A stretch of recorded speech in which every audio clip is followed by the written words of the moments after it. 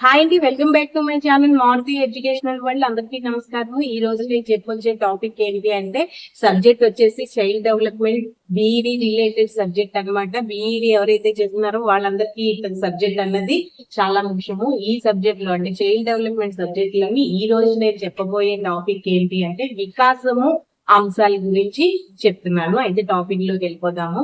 వికాసం అన్నది ఒక సమన్వయ చర్య, అలాగే ఎన్నో అంశాల సమ్మేళనం కూడా వికాసం. అలాగే ఎన్నో అంశాలను సమ్మేళనం చేసుకున్న చర్య కూడా వికాసం. ఇందులో వివిధ అంశాలు చోటు చేసుకున్నాయి.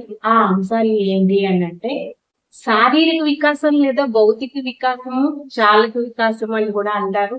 రెండోది మానసిక వికాసం, మూడోది ఉద్వేగ వికాసము, 4 వచ్చేసి సాంఘిక వికాసము, 5 నైతిక వికాసం. అయితే అయితే ఇప్పుడు మనం శారీరక లేదా భౌతిక వికాసం గురించి తెలుసుకుందాము. అంటే ఇంగ్లీష్ లో దీన్ని ఏమంటారు? ఫిజికల్ డెవలప్మెంట్ అని అంటారు. వ్యక్తి బాహ్య స్వరూపంలోను అంతర్గత అవయవాల్లోనూ జీవన పర్యంతం సంభవించే మార్పులనే శారీరక పెరుగుదల లేదా చలన పెరుగుదల, శారీరక పెరుగుదల లేదా చలన వికాసం అని అంటారు. ఇవి అవయవాల పెరుగుదల ద్వారా సంభవిస్తాయి. జ్ఞానేంద్రియ వికాసం, నాడీ వికాసం, జ్ఞానేంద్రియ వికాసము, నాడీ వ్యవస్థ, శరీర అవయవాలలో జరిగే మార్పులు, చాలక వికాసం మొదలైనవి ఇందులో ఉంటాయి. చూడండి, మనిషి శారీరకంగా ఎదిగిన కొద్దీ మనిషి చలనాల్లోనూ శారీరక కార్యకలాపాలను ఒక స్పష్టత అన్నదైతే వస్తుంది కదా, అంటే ఖచ్చితత్వం ఏర్పడుతుంది.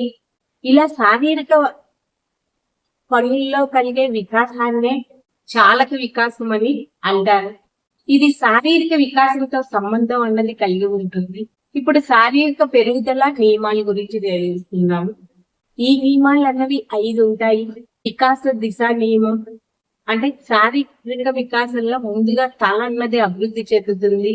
అటు తర్వాత వెనుక, చేతులు, కాళ్లపై అదుపు అన్నది వస్తుంది అనమాట, సంభవిస్తుంది. నెంబర్ 1 అనమాట ఇది వికాస దిశ నియమం. నెంబర్ 2 లోని లయ వికాస నియమం. లయ వికాసం నియమం అంటే law of arithmetical growth, law of rhythmic growth అనమాట. లయ వికాసం అంటే ఏంటి అంటే శారీరక నియమం అన్నది లయబద్ధంగా జరుగుతుంది. మొదటి 2 సంవత్సరాల కాలంలోనూ వేగంగాను, 3 సంవత్సరాల నుంచి 12 సంవత్సరాల వరకు నెమ్మదిగాను, 12 సంవత్సరాల నుంచి 17 సంవత్సరాల వరకు ఉధృతంగాను ఉండి 17-20 సంవత్సరాల మధ్యలో మరీ కొంచెం తగ్గుముఖం అన్నది పడుతుంది. ఇది లయబద్ధ వికాస నియమం. ఇంకా థర్డ్ వన్ వచ్చేసి అవిక్షిత నియమం. శారీరక పెరుగుదల అన్నది క్రమంగా అవిచ్ఛిన్నంగా అంటే నిరంతరం అవిచ్ఛిన్నంగా జరుగుతుంది. ఇంకా ఫోర్త్ వన్ వచ్చేసి స్వయం సిద్ధ నియమం. శారీరక పెరుగుదల బాహ్య పరిస్థితులకు లోను కాకుండా స్వయంగా అయితే జరుగుతుంది. ఇంకా 5 వచ్చేసి వికాస వేగ నియమం, లా ఆఫ్ డెవలప్మెంటల్ రేట్. అంటే మన శారీరక భాగాలన్నీ ఒకే రీతిలో ఒకే వేగంతో కాకుండా వేరు వేరు రీతుల్లో వేరు వేరు వేగాల్లో వృద్ధి చెందుతాయి. ఇది వికాస నియమాలు అన్నమాట. ఎందులోని శారీరక లేదా భౌతిక వికాసంలోని ఇవి నియమాలు. మొత్తం వికాసాంశాలు 5 అని చెప్పాను. అందులో మొదటి దాని గురించి ఇవాళ విజయంగా చెప్పాను. ఇక నెక్స్ట్ క్లాస్ లోని 2వ దాని గురించి తెలుసుకుందాము. లెంత్ ఎక్కువ ఉంటుంది. 2వది వచ్చేసి నెక్స్ట్ క్లాస్ లో తెలుసుకుందాం, మానసిక వికాసం గురించి. ఇది BEd related subject child development లోని టాపిక్. చాలా ఇంపార్టెంట్ టాపిక్ అనమాట.